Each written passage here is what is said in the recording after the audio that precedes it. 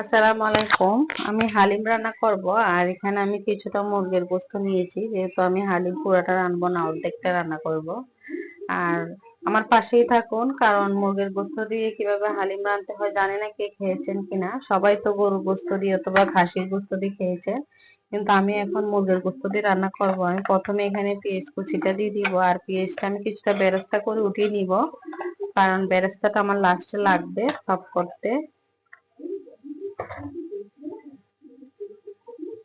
আমি তেল দিয়ে দিতেছি প্যানে।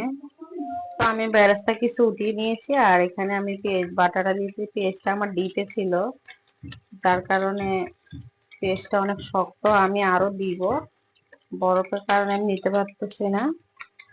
আর এই পর্যায়ে আমি দিয়ে দিব আদার গুঁড়োটা। আদার গুঁড়ো দিয়ে দিলাম, তার সাথে দিয়ে দিব আমি রসুন বাটাটা। রসুন বাটা দিয়ে দিলাম একটা চামচ। আমি জিরার গুঁড়াটাও দিয়ে দিতেছি। আর হালিমে তো মশলাটা দেওয়াই থাকে, তারপরও আমি এক্সট্রা মশলা যেগুলো লাগে এগুলো দিতেছি। আমি একটা বলের মধ্যে হালিম কিছুটা ঢেলে নিতেছি, আর এটা আমি গরম পানি দিয়ে ভিজিয়ে রাখবো, আমি যেটুকু রান্না করব। আর বাকিটা আমি প্যাকেট করে রেখে দিব। আর এই আমি অর্ধেকটাই রান্না করব হালিম। তো আমি হালিমটা ভিজিয়ে রেখে দিয়েছি, আর এদিকে আমার মশলাটা কষানো হয়ে যেতেছে। এ পর্যায়ে আমি দিয়ে দিব হালিমের মশলাটা, এখানে কষাবো। তো আমি এখন মুরগির গোস্তটা দিয়ে দিলাম, দিয়ে আমি ভালো করে কষিয়ে নেব। তারপরে আমি তো কষানো ঝোল দেওয়ার পরে আমি লাস্টে ডালটা অ্যাড করব, হালিমটা এখানে অ্যাড করব। তো আমি হালিমটা কষানোর জন্য ঢাকনা দিয়ে দিতেছি। গোস্তটা কষানো হইলে তারপর আমি এখানে আমার হালিমের এই তো তেলটা বাইসা গেছে, গোস্তগুলা কষানো হয়ে গেছে।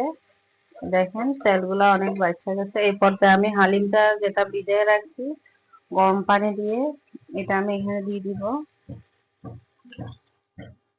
আমার হালিম দিয়ে দিলাম, আর এখানে আমি এখন পান সিদ্ধ হওয়ার জন্য পানিটা অ্যাড করব কষানো হয়ে গেলে। আমার হালিমটা কষানো হয়ে গেছে। এই পর্যায়ে আমি এখন জলের পানিটা দিয়ে দিব। আর এটা যতক্ষণ পারফেক্টলি জল না আসবে, ঘন না হবে, ততক্ষণ কিন্তু এটা আমি নামাবো না। তো যখন জল ঘন হবে তখনই আমি নামাবো। তো আমি হালিমে বেরেস্তাটা দিয়ে দিছি।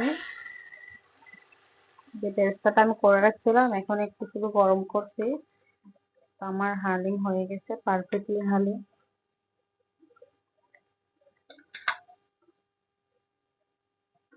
কেমন হয়েছে অবশ্যই জানাবেন।